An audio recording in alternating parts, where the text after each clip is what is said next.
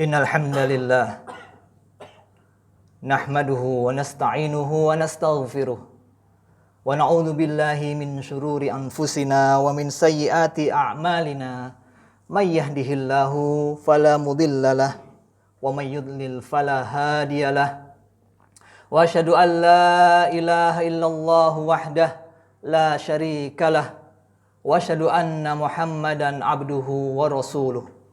Allahumma salli ala Muhammad wa ala ali Muhammad kama sallaita ala Ibrahim wa ala ali Ibrahim innaka Hamidum Majid.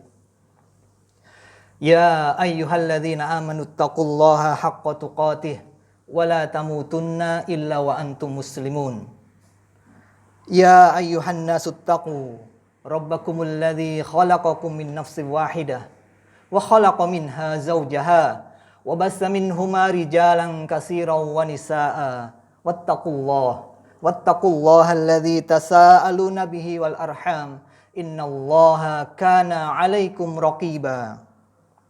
Ya ayyuhalladzina amanu taqullaha wa qulu qawlan sadida yuslih lakum a'malakum wa yaghfir lakum dhunubakum wa may yuti'illaha wa rasulahu faqad faza fawzan 'azima. Amma ba'du fa inna khairal haditsi kitabullah wa khairal hadyi hadyu Muhammadin sallallahu alaihi wa ala alihi wasallam wa syarrul umuri muhdatsatuha wa kullu muhdatsatin bid'ah wa kullu bid'atin dhalalah wa kullu dhalalatin finnar. Jamaah Jum'ah kaum muslimin wal muslimat, a'azzani wa a'azzakumullah. Di antara perkara yang penting diperhatikan dalam khutbah Jumat, sebagaimana peringatan Nabi Shallallahu Alaihi Wasallam, jika ada seseorang yang memperingatkan temannya untuk diam, perbuatan itu pun akan menyia-nyiakan pahala Jumatnya. Faqad laghaw. Bagaimana dengan kegiatan lain, berbicara, asik dengan gadgetnya, atau aktivitas-aktivitas yang di bawah memperingatkan teman, tentu ini lebih mensia-siakan pahala Jumatnya. Oleh karena itu, Jumat adalah spesial, hari spesial dalam mingguan kita. Pergunakan hal ini, manfaatkan dan optimalkan apa yang Allah berikan kesempatan bagi kita di siang hari ini, agar selepas Jumatan ada sesuatu yang bisa kita bawa, ada sesuatu yang bisa menjadi perbaikan diri kita. Jamaah Jum'ah, a'azani wa a'azzakumullah. Waktu berlalu begitu cepat. Sepertinya baru kemarin kita melakukan tarawih di hari pertama. Ternyata hari ini Ramadan tinggal dengan hitungan jari kita. Ramadan memang tinggal sebentar. Akan tetapi saudaraku, Ramadan belum selesai. Ramadan belum usai. Masih ada akhir-akhir hari, akhir-akhir malam, yang justru di akhir-akhir itulah yang akan menentukan. Yang akan menentukan. Bukankah Nabi kita Sallallahu Alaihi Wasallam, beliau bersabda, innamal a'malu bil khawatim. Sesungguhnya amalan-amalan itu tergantung kondisi akhirnya. Kondisi akhirnya. Kita sering mendoakan jika ada saudara, teman, atau kabar saudara kita meninggal, maka kita berdoa semoga husnul khotimah. Semoga berakhir dengan baik. Kita ingin berakhir dengan baik. Kehidupan kita ingin berakhir dengan baik. Demikian pula dengan amal-amal kita ingin juga mengakhirinya dengan baik. Oleh karena itu, masih ada kesempatan itu dan jangan sia-siakan.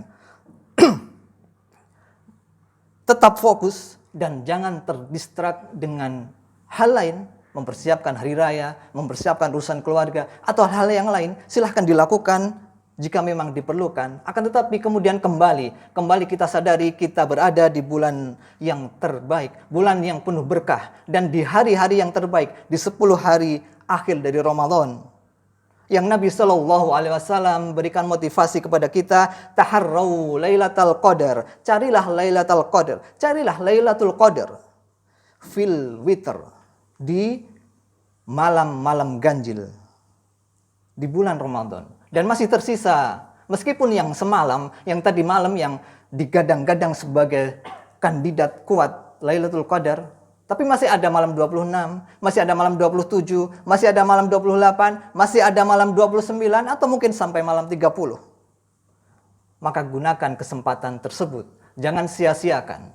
Jangan sia-siakan karena kita tidak tahu apakah Allah masih memberikan kesempatan di tahun depan. Jamaah sekalian, a'azzakumullah, berbicara tentang akhir di bulan Ramadan, 10 hari terakhir, maka kita berbicara tentang malam yang Allah sebutkan khairun min alfi syahr, lebih baik daripada 1000 bulan, lebih baik daripada 83 tahun, yang mungkin usia kita tidak akan sampai, tidak sampai di usia tersebut, hanya sedikit orang yang sampai di usia tersebut. Dan berbicara tentang Lailatul Qadar tidak akan lepas dengan sebuah hadis yang diriwayatkan oleh ibunda kita Aisyah radhiyallahu anha. Ketika Aisyah bertanya kepada suaminya, yaitu Nabi sallallahu alaihi wasallam, "Ya Rasulullah, apa yang aku ucapkan ketika aku bertemu dengan malam Lailatul Qadar? Doa apa yang aku lantunkan? Permintaan apa yang aku sampaikan kepada Allah jika aku bertemu dengan malam-malam tersebut?" Maka Nabi sallallahu alaihi wasallam bersabda, ucapkanlah, Allahumma innaka afuwun tuhibbul afwa fa'fu anni. Ya Allah, Engkau maha pemberi maaf. Engkau menyukai pemberian maaf, maka maafkanlah aku. Hadis riwayat Al-Imam Tirmidzi rahimahullahu ta'ala.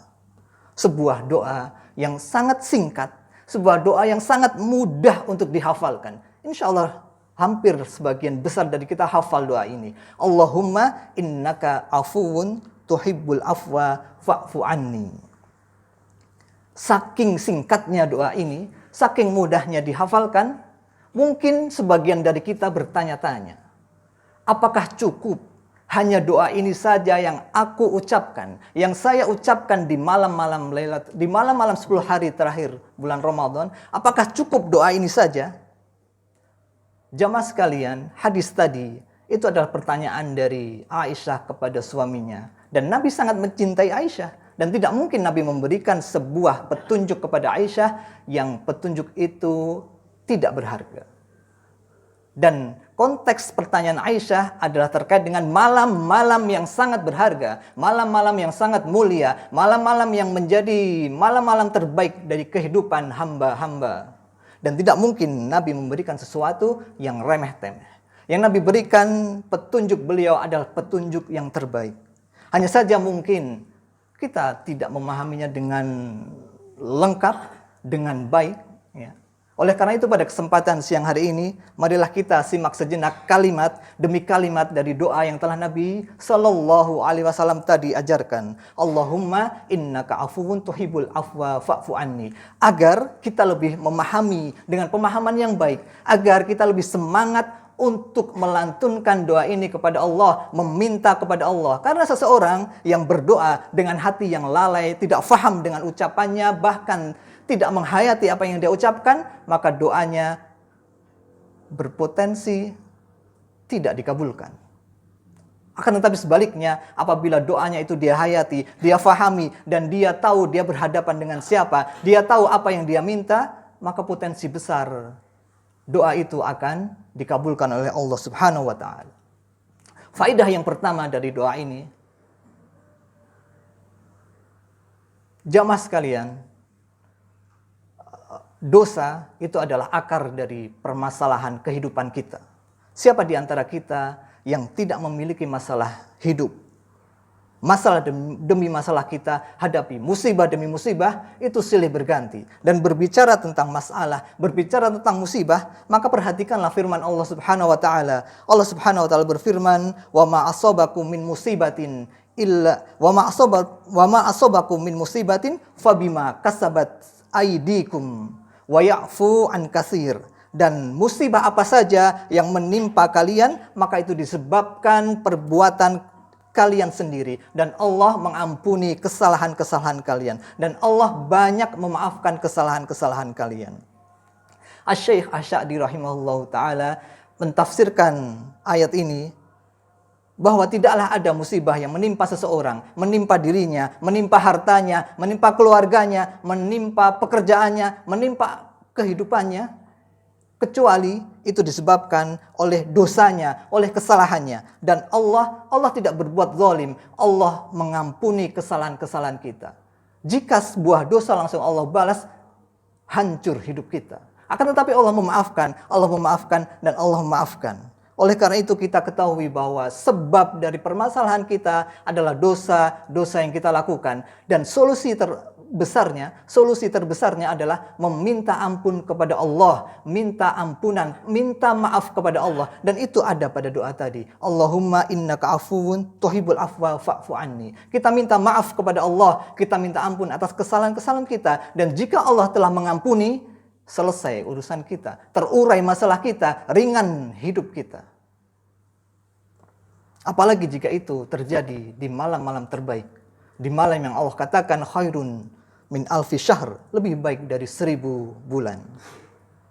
Itu faedah pertama yang kita dapatkan dari doa yang sangat singkat tadi. Faedah yang kedua, dalam doa ini ada sebuah hal yang unik. Umumnya orang yang disuruh meminta maaf adalah dia yang baru saja melakukan kesalahan atau dia yang tengah melakukan kesalahan. Apabila ada orang yang berzina atau minum minuman keras atau melakukan kemaksiatan, maka mungkin saudaranya akan berkata, minta maaflah kepada Allah, minta ampunlah kepada Allah, bertaubatlah kepada Allah, karena dia baru saja melakukan kesalahan.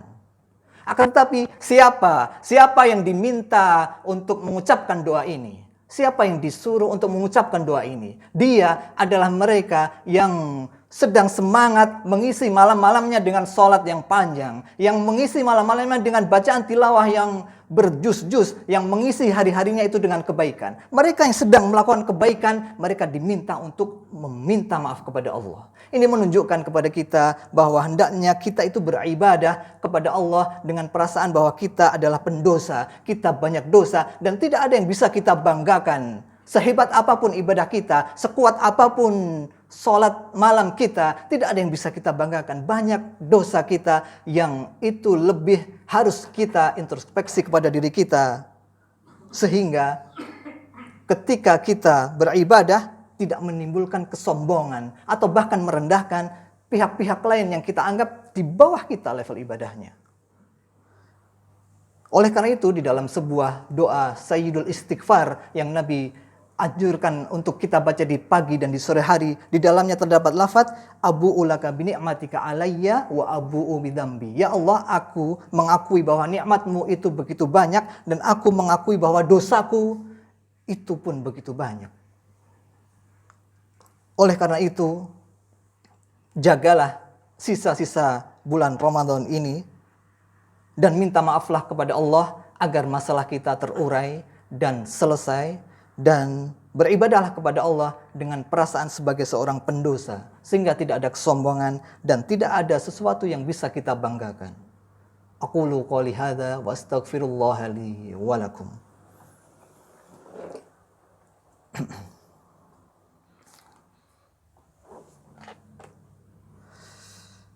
Alhamdulillahi hamdan katsiran thayyiban mubarakan fih kama yuhibbu rabbuna wa yarda.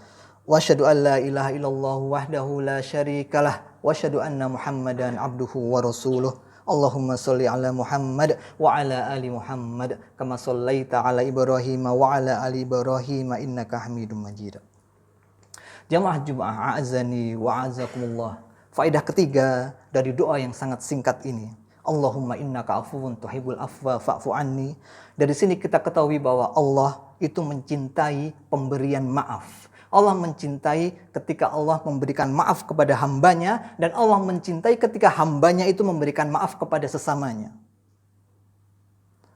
Dan doa ini merupakan untaian kalimat yang menjadikan seseorang bisa memiliki karakter pemaaf. Karakter pemaaf yang itu akan memperbaiki kondisi dia, hubungan dia dengan sesamanya. Sebagaimana kita ingin dimaafkan oleh Allah, maka maafkanlah kesalahan saudara kita. Dan tidak mungkin kita berinteraksi dengan orang tanpa kesalahan. Sebagaimana kita juga tidak mungkin tidak melakukan kesalahan. Saudara-saudara kita yang melakukan kesalahan kepada kita, sebagaimana kita juga melakukan kesalahan kepada mereka. Maka jadilah seorang yang pemaaf. Jadilah seorang yang pemaaf. Dan sebuah potret yang sangat istimewa dalam kesempatan kali ini adalah sang khalifah pertama setelah Nabi Shallallahu Alaihi Wasallam, manusia termulia setelah para nabi dan rasul, yaitu Abu Bakar As-Siddiq. Abu Bakar As-Siddiq pernah turun sebuah ayat terkait dengan apa yang dilakukan oleh beliau.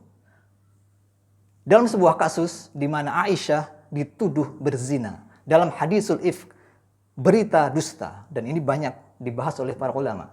Aisyah dituduh berzina. Dan salah satu yang terprovokasi dan akhirnya memfitnah Aisyah juga adalah seorang sahabat yang bernama Mistah. Mistah ini adalah seorang fakir dari kalangan muhajirin. Dan Mistah ini sering diberikan infak oleh Abu Bakar. Diberi uang, dibantu kehidupannya, dibantu ekonominya. Mengetahui Mistah melakukan hal tadi, ikut memfitnah Aisyah yang itu merupakan putri dari Abu Bakar, maka manusiawi Abu Bakar marah. Kemudian Abu Bakar bersumpah bahwa aku tidak akan memberikan nafkah lagi kepada Mistah.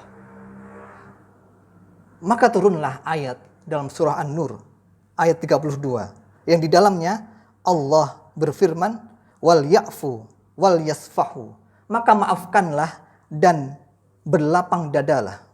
Ala tuhibbuna ayyagfirallahu lakum, tidakkah engkau ingin Allah mengampunimu?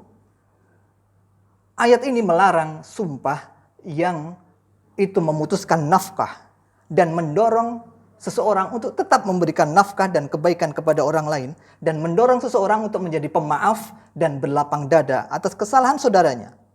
Mendengar ayat ini, Abu Bakar radhiyallahu an langsung beliau mengatakan, bala wallahi, tentu ya Allah, demi Allah, inni la uhibbu ayyaghfirallah li, sungguh aku ingin Allah mengampuniku.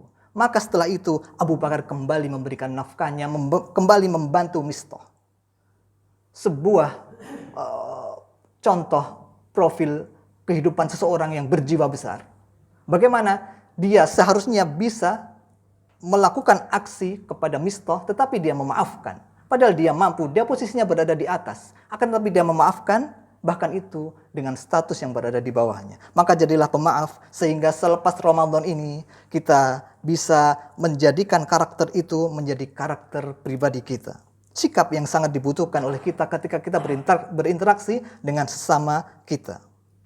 Kemudian yang terakhir, jamaah sekalian, a'azzani wa a'azzakumullah, faidah yang kita dapatkan dari doa yang sangat singkat ini, Allahumma innaka afuwun tuhibbul afwa fa'fu anni. Ini adalah sebuah harapan besar. Harapan besar khususnya bagi kita yang sering melakukan kesalahan-kesalahan. Agar kita tidak berputus asa dari rahmat Allah. Karena kita punya Rob yang Rob kita itu kesukaannya adalah memaafkan. Bukan memarahi, tapi memaafkan. Dan dalam sebuah hadis, Nabi SAW bersabda, innallaha yabsutu yadahu bil-lail liyatuba musi'un nahar. Allah itu membuka tangannya di malam hari untuk menerima taubat orang yang bermaksiat di siang hari. Wa yabsutu yadahu bin nahar liyatuba musi'ul lail. Dan di malam hari Allah pun demikian membuka tangannya untuk menerima taubat orang yang bermaksiat di malam harinya. Hatta tatlu asyamsu min maghribiha, sampai matahari terbit dari tempat tenggelamnya. Sampai batas itu taubat akan tetap mempunyai potensi dimaafkan oleh Allah Subhanahu wa taala. Dan jangan berputus asa dengan mengikuti bisikan syaitan yang mengatakan engkau sudah terlanjur salah, engkau sudah terlanjur banyak kesalahan, tidak mungkin bertaubat. Ini adalah bisikan syaitan dan iblis yang menginginkan kita menjadi teman mereka di neraka. Dan kita lihat bahwa dahulu para sahabat juga melakukan kesalahan, akan tetapi mereka tutup dengan kebaikan. Kita tahu Khalid bin Walid, panglima perang yang dalam peperangan demi peperangan, kemenangan selalu didapatkan. Khalid bin Walid ketika masih kafir, dialah aktor intelektual yang menyebabkan gugurnya puluhan sahabat di perang Uhud. Sebuah kesalahan besar. Akan tetapi kemudian Khalid bin Walid, Allah berikan hidayah, bertaubat dan masuk Islam dan bagus keislamannya, sehingga Nabi mempercayakan dia sebagai komandan perang. Di masa Abu Bakar pun demikian, di masa Umar bin Khattab pun demikian. Seseorang ketika dia bertaubat dan dia memperbaiki dirinya, maka pintu taubat itu terbuka lebar dan dia mempunyai kesempatan besar untuk menjadi lebih baik di hari esok. Untuk itu maksimalkan sisa-sisa Ramadan ini dengan senantiasa mengulang-ulang kalimat tadi, Allahumma innaka afuwun tuhibbul afwa fa'fu anni, agar kita diselesaikan oleh Allah masalah demi masalah kita, agar hati kita bersih dari sifat kesombongan, agar kita menjadi seseorang yang punya jiwa pemaaf, dan agar kita tidak putus asa dari rahmat Allah subhanahu wa ta'ala. Dan doa ini bisa diucapkan siapapun, bahkan wanita yang sedang haid atau nifas, atau terhalang dari melakukan sholat, ataupun yang terhalang dari puasa karena alasan syar'i, silahkan bisa dibaca doa ini dalam kondisi berdiri, duduk, maupun berbaring di sepanjang waktu kita. Khususnya di akhir-akhir Ramadan ini, ucapkanlah doa ini, pahami maknanya dengan baik, dan hayatilah dan tuluslah dalam minta maaf kepada Allah. Dan di antara tanda taubat seseorang adalah dia bisa menangis di hadapan Allah subhanahu wa ta'ala. Hanya dia dengan Allah. Tidak ada pihak lain. Tidak ada yang perlu dia upload ke medsos. Tidak ada yang perlu dia informasikan ke temannya. Hanya dia dengan Allah. Jika dia bisa menangis, semoga itu tanda taubat kita dan permintaan maaf kita diterima oleh Allah subhanahu wa ta'ala. Demikian, semoga bermanfaat. Allahumma sholli ala Muhammadin wa ala ali Muhammad kama shallaita ala Ibrahim wa ala ali Ibrahim innaka Hamidum Majid. Allahumma ighfir lil mu'minina wal mu'minat wal muslimina wal muslimat al ahya'i minhum wal amwat innaka sami'un qaribun mujibud da'awat. Rabbana ighfir lana wal ikhwanina alladhina sabaquna bil iman wa la taj'al fi qulubina ghillan lil ladzina amanu rabbana innaka ra'ufur rahim. Rabbana ighfir lana wa liwalidayna warhamhum kama rabbawna shighara. Rabbana hab lana min azwajina wa dhurriyyatina qurrata a'yun waj'alna lil muttaqina imama. Rabbana atina fid dunya hasanah wa fil akhirati hasanah wa qina adzaban nar. Wa sallallahu ala nabiyyina Muhammad wa ala alihi wa sahbihi wa sallim wa akhiru da'wana anil hamdulillahi rabbil alamin. Aqimis shalah.